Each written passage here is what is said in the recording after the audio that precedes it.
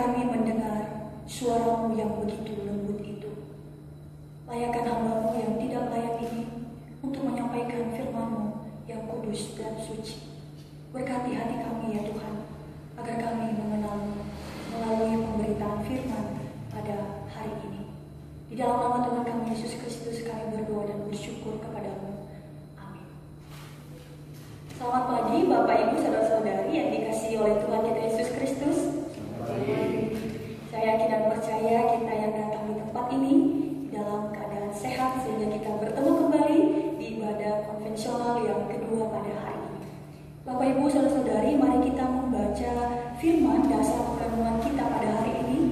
Temanya jangan takut, dan kita membaca Matius pasalnya yang ke-6 ayatnya yang ke-25 sampai ayatnya yang ke-34. Kita membacanya secara bergantian, saya akan memulai, kemudian Bapak Ibu saudara-saudari nanti kita bergantian. Matius pasalnya yang ke-6 ayatnya yang ke-25 sampai ayatnya yang ke-34, firman Tuhan berkata, "Karena itu aku berkata kepadamu, janganlah khawatir akan hidupmu, akan apa yang hendak kamu makan atau minum, dan janganlah khawatir pula akan tubuhmu, akan apa yang hendak kamu pakai. Bukankah hidup itu lebih penting daripada makanan, dan tubuh itu lebih penting daripada pakaian? Pandanglah burung di langit yang tidak menabur dan tidak menuai dan tidak mengumpulkan bekal dalam tubuh, namun diberi makan oleh Bapamu yang di surga. Bukankah kamu jauh melebihi burung-burung itu? Siapakah di antara kamu yang karena kekhawatirannya dapat menambahkan sehasta saja pada jalan hidupnya? Dan mengapa kamu khawatir akan pakaian? Perhatikanlah bunga bakung di ladang yang tumbuh tanpa bekerja dan tanpa meminta. Namun aku berkata kepadamu, Salomo dalam segala kemegahannya pun tidak berpakaian seindah salah satu dari bunga itu. Jadi jika demikian Allah mendanai rumput di ladang yang hari ini ada dan besok dibuang ke dalam api, tidakkah Ia akan lebih lagi mendanai kamu, hai orang yang kurang percaya? Sebab itu janganlah khawatir dan berkata, apakah yang akan kami makan? Apakah yang akan kami minum? Apakah yang akan kami pakai? Semua itu dicari bangsa-bangsa yang tidak mengenal Allah. Akan tetapi Bapamu yang di surga tahu bahwa kamu memerlukan semuanya itu. Tetapi carilah dahulu kerajaan Allah dan kebenarannya, maka semuanya itu akan ditambahkan kepadamu. Sebab itu janganlah kamu khawatir akan hari besok, karena hari besok mempunyai kesusahannya sendiri. Kesusahan sehari cukup untuk kesusahan.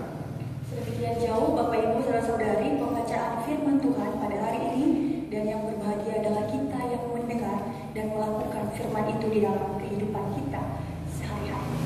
Tema kita pada hari ini Bapak Ibu saudara-saudari, jangan takut. Aku sangat takut. Bapak Ibu saudara-saudari, pesan memilukan itu dikirim seorang remaja kepada teman-temannya di Facebook ketika ia bercerita kepada mereka tentang sejumlah tes kesehatan yang dijalaninya pada saat itu.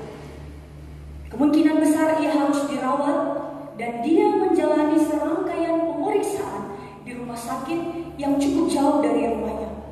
Dan ketika menjalani serangkaian tes kesehatan itu dengan cemas, ia menunggu kabar dari para dokter yang masih mencari tahu sumber dari sejumlah gangguan kesehatan serius yang dialaminya pada saat itu. Dan ketika dia melewati itu, Bapak Ibu saudara dikatakan, dia mengatakan, aku sangat takut. Bapak Ibu saudari, mungkin itu adalah kisah salah satu orang yang ketakutan ketika ia mengalami masa yang tidak mudah di dalam hidupnya pada saat itu. Bapak Ibu saudari, di antara kita, baik muda maupun tua, pasti kita pernah merasakan ketakutan. Meskipun apa yang membuat kita takut ini faktornya pasti berbeda-beda. Ketakutan mengenai masa depan mungkin. Bagaimana masa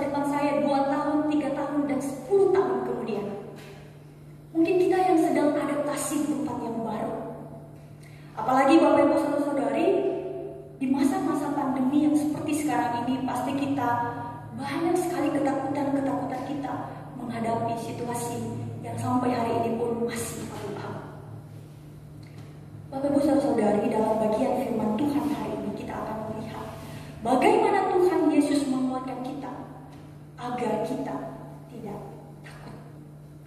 Bapak Ibu Saudara-saudari, bagian perikop yang kita baca pada hari ini adalah bagian bagaimana Yesus pada saat itu sedang memproklamirkan kerajaan sorga. Khotbah di bukit telah memulai proses bagaimana Yesus mengungkapkan apa yang Yesus maksudkan ketika dia memproklamirkan kedatangan kerajaan Allah itu.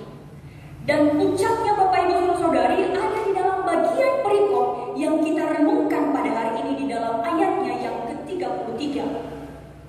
Pasal dan ayat-ayat sebelumnya memberitakan tentang kerajaan sorga, lalu di dalam pasal yang ke-6 ini bagian perenungan kita pada hari ini Bapak Ibu Saudara-saudari, kita melihat bagaimana Tuhan Yesus tegaskan 3 hal yang menghalangi orang percaya dalam mencari kerajaan sorga yang sedang diberitakan oleh Tuhan Yesus.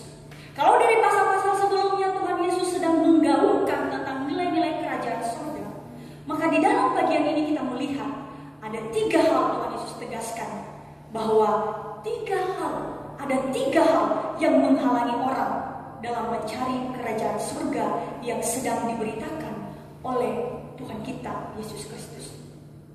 Tuhan Yesus sedang memberitakan tentang kerajaan surga itu, lalu Tuhan Yesus juga memperingatkan para pendengarnya pada saat itu kepada kita, jika kamu mengikut aku, melakukan kebenaran, apa yang aku kehendaki, ada hal yang akan menghalangimu, ada hal yang akan merintangimu.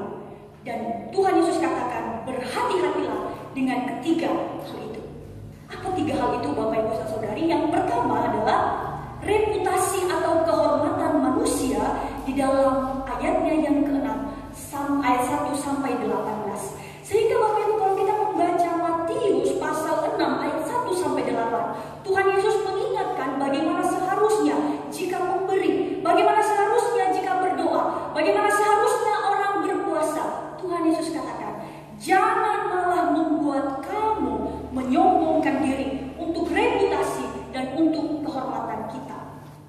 Tuhan Yesus katakan, harusnya dengan melakukan hal itu, kamu semakin bertumbuh di dalamku dan hidup di dalam nilai-nilai kebenaranku.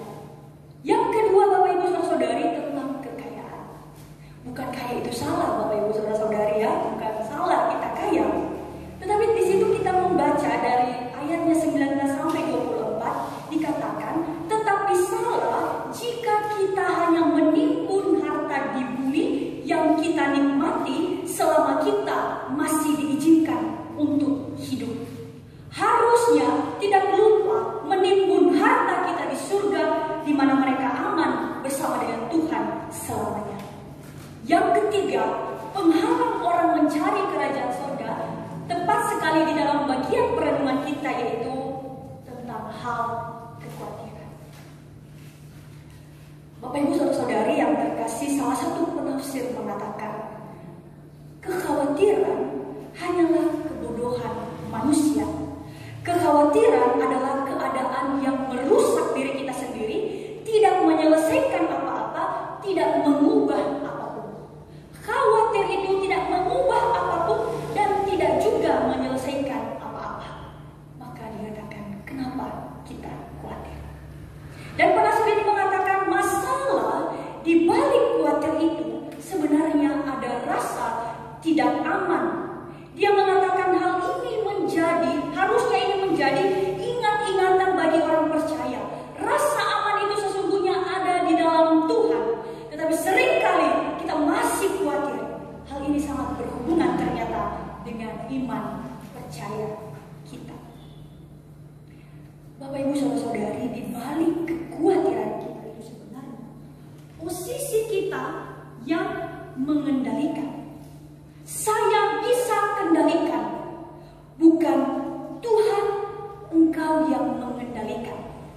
Tanpa sadar di sini sebenarnya ketika kita memilih untuk khawatir, sebenarnya dikatakan kita sedang menyingkirkan Tuhan. Khawatir tidak menyelesaikan apa-apa. malah membuat kita takut, dan di dalam masa-masa khawatir bisa saja menimbulkan pertanyaan iman, mempertanyakan di mana Tuhan.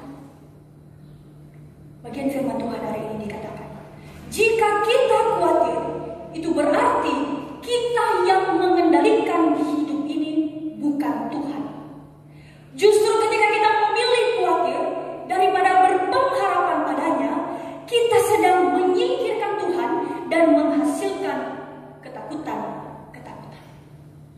Bapak Ibu saudara-saudari, kita dapat mengalahkan rasa khawatir kita yang berujung kepada ketakutan akut itu melalui bagian firman Tuhan hari ini. Yang pertama, Bapak Ibu saudara-saudari, Tuhan yang menciptakan kita adalah Allah yang menjaga ciptaannya. Tuhan yang menciptakan kita adalah Allah yang menjaga ciptaannya.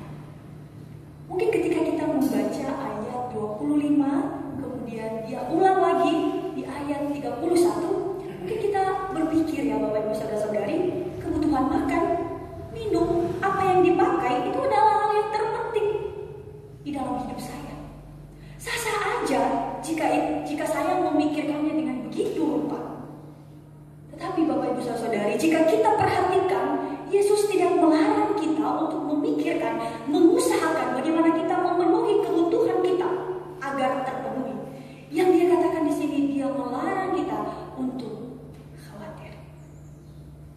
Bapak Ibu saudara-saudari, dalam pengajarannya ini Yesus mau menegaskan, Aku telah memberi kehidupan. Jika kita perhatikan hal ini, lebih dari sekedar makanan, bukan? Dan tubuh lebih dari sekedar pakaian. Dikatakan, tidakkah aku akan menjaga makan, minum, dan apa yang kamu pakai juga, hai anakku. Makanan, minuman, pakaian, kebutuhan dasar untuk hidup. Tapi dikatakan, tetapi lihat yang jauh lebih besar yang telah kulakukan untukmu. Aku mencipta kehidupan dan tubuh. Allah kita adalah pencipta kita yang akan terus memelihara kehidupan ciptaannya. Dan itu telah dibuktikan ketika ciptaan jatuh ke dalam dosa. Dia datang ke dalam dunia supaya kita terbebas dari upah kita yang adalah maut itu setelah kita jatuh. Dia datang agar kita ditebus, yang segera akan kita peringati. Dengan pemeliharaan yang sebesar itu, firman Tuhan hari ini katakan, masakan kamu tidak percaya bahwa aku akan pelihara? Tuhan mau katakan kepada kita, hitung, lihat pemeliharaanku, pasti tak terhitung olehmu. Lihat sejauh perjalananmu, aku pelihara. Berikan kepadaku bebanmu, jangan jalan sendiri, jalanlah bersamaku. Bapak Ibu saudara-saudari, ketika merenungkan bagian ini, ketika dalam persiapan Tuhan mau sampaikan bagian ini, saya merenunginya dan saya menangis Bapak Ibu saudara-saudari. Karena kita sebagai manusia ini rasanya kita khawatir, takut. Ketika saya mempersiapkan bagian ini, saya sangat terharu dan saya diteguhkan kembali. Kenapa Bapak Ibu saudara-saudari? Saya mengingat bagaimana kisah memelihara makan, minum, dan apa yang saya pakai. Barusan ketika saya selesai praktik di Bogor, saya sisa uang saya waktu itu karena saya selesai praktik itu Agustus, lalu uang dari awal bulan itu sudah diberikan. Lalu saya mikir, nanti September saya bagaimana? Saya ke Nias itu kan butuh biaya juga. Di dalam hati Tuhan takut, di sisi lain tenang, saya akan pelihara. Benar Bapak Ibu saudari, sampai saya proses dari Bogor, saya ke Puri, kemudian saya ke Nias, uang itu ternyata masih utuh. Malah ditambahkan oleh Tuhan 2 juta lagi. Dan saya juga tidak tahu dari mana uang itu, tiba-tiba di ATM sudah ada uang. Dan itulah pemeliharaan Tuhan. Ketika saya merenungkan bagian ini, saya ditegur secara keras juga oleh Tuhan. Hitung, lihat pemeliharaanku, pasti tak terhitung olehmu. Lihat sejauh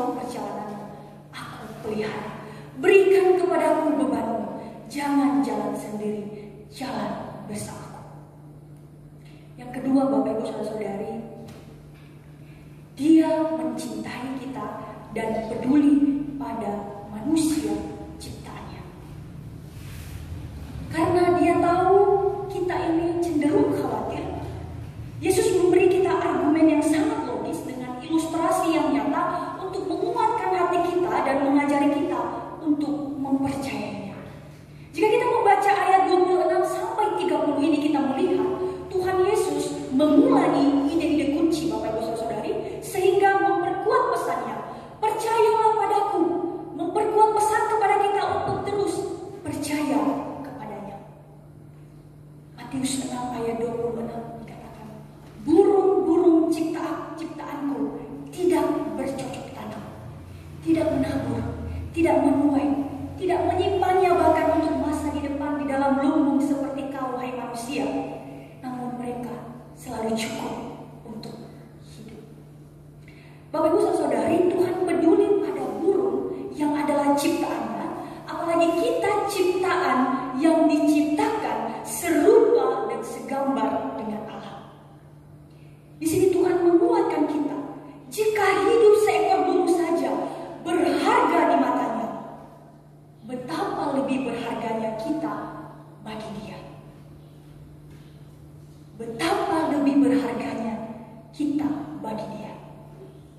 Kemudian Tuhan Yesus mengatakan, bunga dan rumput, meski berumur pendek, yang hidup pada hari ini dengan begitu segar, dan keesokan harinya mungkin dicabut oleh pemiliknya, dipetik, layu, mati. Tapi lihat, Tuhan mendandaninya.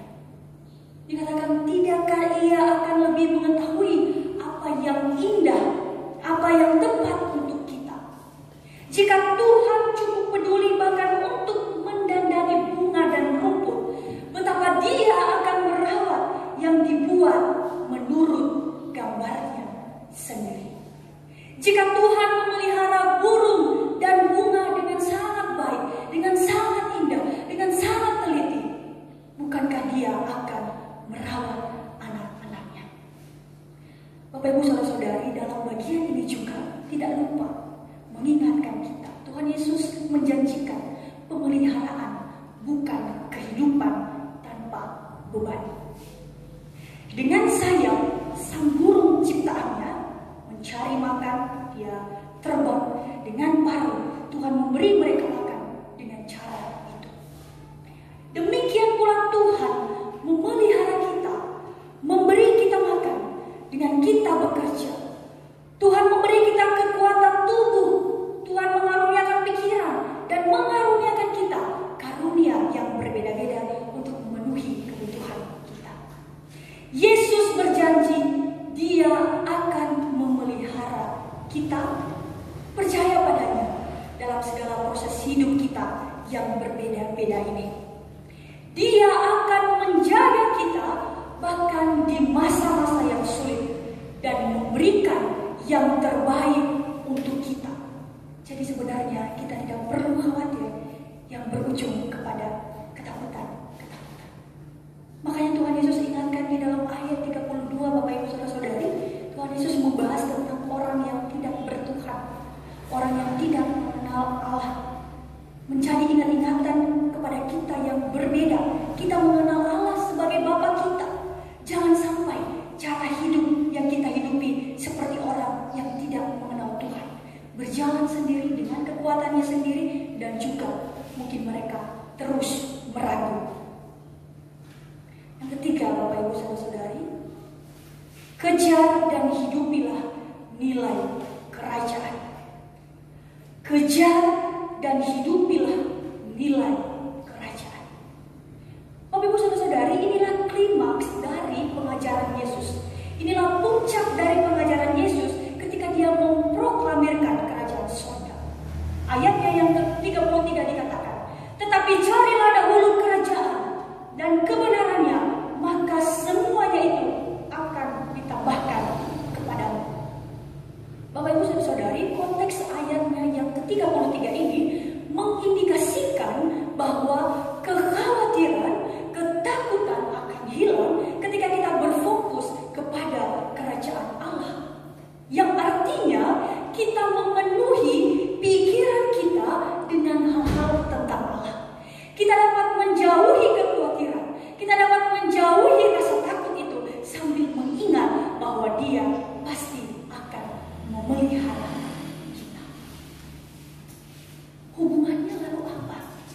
dengan kerajaan surga. Dengan hal ini Tuhan Yesus mengingatkan, meskipun kamu mencari kebutuhanmu, tetapi carilah di dalam nilai-nilai kerajaanku. Ingat bahwa tujuanmu juga adalah kepadaku. Tuhan Yesus mengingatkan kita bahwa kita harus mengejar pemenuhan kebutuhan kita dengan cara yang memungkinkan kita untuk mencari kerajaan terlebih dahulu. Di dalam arti Tuhan Yesus mengingatkan tentang prinsip-prinsip kebenaran. Sebagai muridnya, kita tidak boleh memenuhi kebutuhan kita melalui pekerjaan yang mana kita mungkin menindas, melakukan ketidakadilan, menipu pelanggan mungkin, mempromosikan produk yang rusak mungkin, atau bertindak dengan tidak bermoral. Bapak Ibu saudara-saudari, seorang penafsir mengatakan demikian. Seorang penjual Kristen mencari kerajaan ketika dia menutup tokonya pada hari Minggu, meskipun itu hari yang baik untuk penjualan, sehingga dia bisa beribadah dan beristirahat dan menjadi contoh untuk karyawannya. Mencari kerajaan di tempat kerja bagi kita yang bekerja berarti mengejar upah dan keuntungan dengan cara yang menyenangkan hati Tuhan. Orang Kristen yang ada di dalam pemerintahan mencari kerajaan dengan mengusahakan kesejahteraan masyarakat, kesejahteraan kota, bukan malah membangun kerajaannya sendiri. Makanya hal inilah yang sebenarnya terjadi bagi setiap orang percaya. Orang percaya yang masuk di dalam dunia politik sebenarnya melakukan reformasi sosial, sehingga masyarakat setidaknya dapat mendekati keadilan yang dikehendaki oleh Tuhan. Bapak Ibu saudara-saudari, mencari kerajaan juga bukan berarti sebenarnya Bapak Ibu ada yang mengatakan berarti saya nggak punya ambisi, orang Kristen itu tidak boleh kaya. Bukan seperti itu sebenarnya Bapak Ibu saudara-saudari. Mencari kerajaan tidak berarti orang Kristen kekurangan ambisi. Sebaliknya itu berarti kita memiliki ambisi-ambisi yang berbeda. Ambisi ada, tetapi tidak mengejarnya dengan ambisi yang sangat egois, yang mementingkan diri sendiri, yang dilarang di dalam Galatia 5 ayat 20. Mementingkan diri sendiri adalah hal yang bercela di mata Tuhan. Orang Kristen memiliki ambisi, tetapi mengejarnya sesuai dengan kehendak Tuhan, dengan nilai-nilai kerajaan Allah, menyenangkan Tuhan. Kita harus hidup dan bekerja sebagai komunitas kerajaan. Bapak Ibu saudara-saudari, tuntutan dunia ini akan menghasilkan kecemasan yang sangat mendalam di dalam diri seseorang, kecuali orang belajar untuk mempercayai Tuhan. Bapak Ibu saudara-saudari, sehingga ketika Tuhan Yesus memproklamirkan tentang kerajaan surga, dan dia mengatakan tiga hal yang menghalangi orang percaya untuk mencari kerajaan surga, dan itu sangat berhubungan dengan pemenuhan kebutuhan. Bagaimana kita khawatir, tetapi jangan lupa juga untuk terus menghidupi nilai-nilai kebenaran. Tiga hal ini di dalam bagian ini mendorong kita, menguatkan kita. Meskipun mungkin di tengah kesulitan pada saat ini kita mencari kebutuhan, ingat, jangan takut, Allah akan memelihara. Dan Tuhan juga mengingatkan agar kita tetap menghidupi nilai-nilai kebenaran. Tuhan menjaga ciptaannya, Tuhan memelihara ciptaannya. Bapak Ibu saudari, saya menutup bagian firman Tuhan pada hari ini dengan sebuah sharing dari seorang anak Tuhan. Ketika dia bergumul dengan ketakutan, dan dia tahu ternyata ketakutan akutnya itu disebabkan karena kekhawatirannya, yang mana ia yang mengendalikan, bukan Tuhan yang mengendalikan. Sekitar 2 bulan yang lalu ketika dia diputus kerja karena pandemi virus corona di Jakarta, lalu saya melihat postingan ini, dia mengatakan dan dia merenungkan juga bagian ini, dan saya kira tepat sekali untuk menutup bagian firman Tuhan ini untuk kembali menguatkan kita. Dia mengatakan seperti ini, 70% dari apa yang kita takutkan itu tidak terjadi. Dia mengatakan itu kata sebuah riset dan rasa-rasanya benar. Mengapa menyiksa diri jika itu tidak terjadi? Maka itu adalah sebuah kekhawatiran yang kosong. Bahkan jika itu benar terjadi, kita menjadi mengalaminya 2 kali. Semua ketakutan, kekhawatiran biasanya kita sendiri yang menciptakannya. Karena kita berporos pada diri sendiri, memakai kekuatan kita sendiri. Lalu dia mengatakan, dari mana semua pikiranmu berasal? Karena itu belum tentu benar. Berhati-hatilah dengan semua hal yang mempengaruhi kita. Apa yang kita lihat, apa yang kita dengar, dan dengan siapa kita bergaul, semua hal itu mempengaruhi pikiran kita. Saya kira berhubungan sekali dengan penegasan firman Tuhan bagian ketiga tentang menghidupi nilai kebenaran. Jangan sampai kita mencari berbagai hal kebutuhan kita tanpa melibatkan Tuhan. Pada akhirnya yang membuat kita semakin takut, semakin mempertanyakan di mana Tuhan. Lalu dia mengatakan demikian, setiap kali kita berpikiran negatif, coba kita cek, kenapa kita berpikiran sedemikian? Biasanya ada kesalahan yang kita buat sendiri, makanya kita tidak tenang. Lakukanlah semua hal yang benar, usahakanlah semua yang terbaik, biarkan Tuhan kerjakan bagian yang tidak bisa kita kerjakan. Yang penting kita kerjakan semua yang bisa kita kerjakan.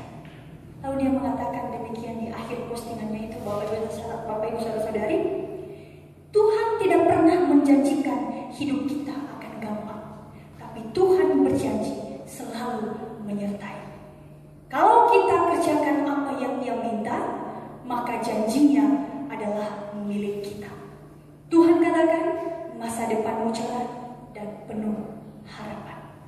Bapak Ibu Saudara-saudari, biarlah firman Tuhan hari ini kembali menguatkan kita untuk tetap percaya kepadanya, tidak takut, tidak khawatir, karena kita memiliki Allah yang menjaga dan memelihara kehidupan kita. Mari kita berdoa.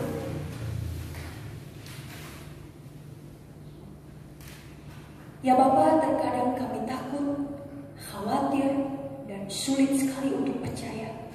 Bahkan mungkin ketika di masa-masa yang seperti ini. Terima kasih untuk pemeliharaanmu atas hidup kami. Tolonglah kami mengingat bahwa Engkau telah menyediakan kebutuhan kami di masa lalu. Ajar kami juga supaya kami dapat mempercayakan masa depan kami kepadamu. Terima kasih untuk bagian firman Tuhan yang bisa kami pelajari pada hari ini. Dan kami yakin dan percaya Tuhanlah yang berbicara kepada kami pada hari ini melalui hamba. Bapa di surga, ampuni kami ketika kami seringkali takut, khawatir. Seringkali kami di dalam kekhawatiran kami menyingkirkan Tuhan dan kami yang memegang kendali atas hidup kami. Tanpa sadar kami menyingkirkan Tuhan. Tuhan, biarlah melalui firman ini Engkau meneguhkan kami kembali, membawa kami ke dalam kebenaran, membawa kami kembali untuk semakin teguh beriman kepada Tuhan, bahkan di tengah-tengah situasi yang sulit seperti sekarang. Kami lemah ya Tuhan, kami terbatas, tapi tolonglah kami ya Tuhan untuk tetap terus percaya, teguhkan kami, berikan kami iman untuk terus berjalan bersama dengan Tuhan. Di dalam nama Tuhan kami Yesus Kristus, Juru Selamat kami yang hidup, kami telah berdoa kepadamu. Amin. Tuhan Yesus memberkati.